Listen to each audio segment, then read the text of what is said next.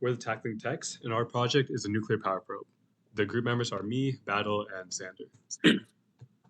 So for our project, we designed a waterproof probe to detect Cherenkov radiation from the NC State reactor.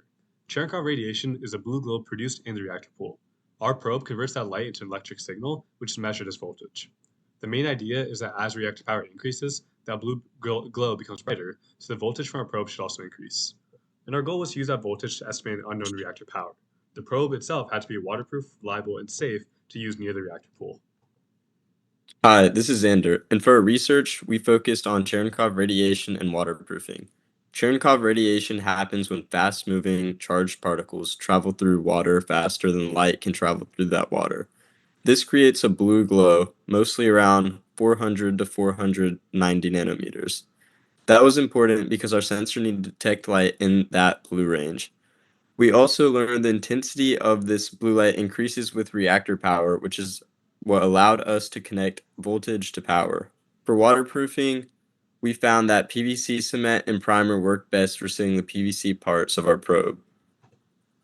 Hello, this is Battle, and as Xander was talking about, we decided to use a photosensor to detect the Cherenkov radiation or the blue light emitted from it.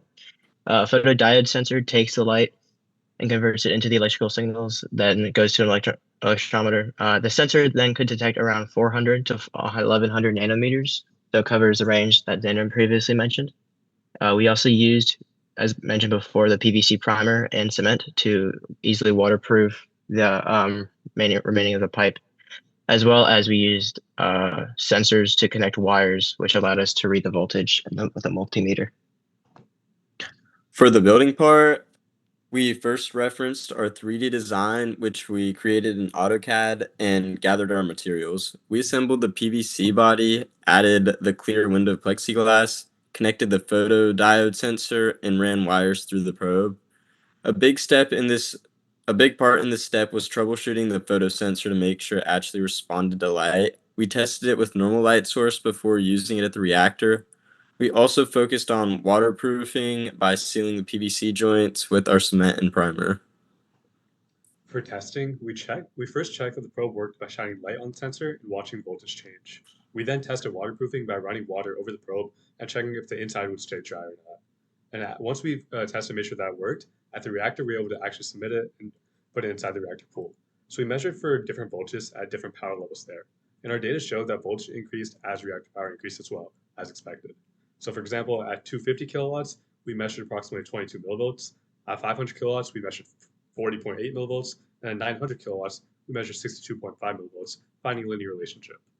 So for finding the unknown power level, we measured 50.1 millivolts, and using our line of best fit, we predicted about 706 kilowatts.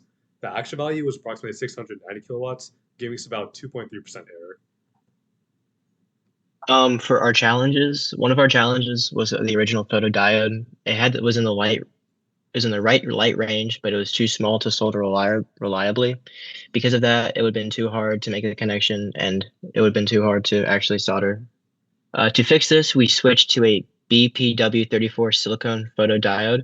It still detects within the light range we needed, but it had some side pins, so it would be much easier to attach to the wires. This is a good example of us improving our design after running into a problem. So from this project, we learned a lot about hands-on engineering skills, especially stuff like soldering, wire stripping, waterproofing, and sensor testing. And we also got a lot better at organizing information and solving problems and presenting our work clearly in front of people.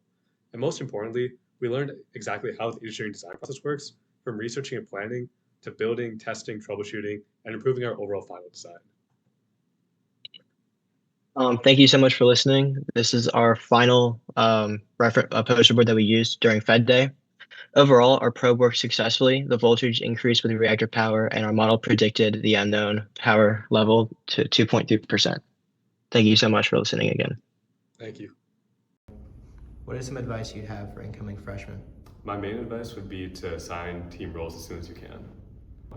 I would say get organized as soon as you can because it's going to be so much easier to see what you have to do.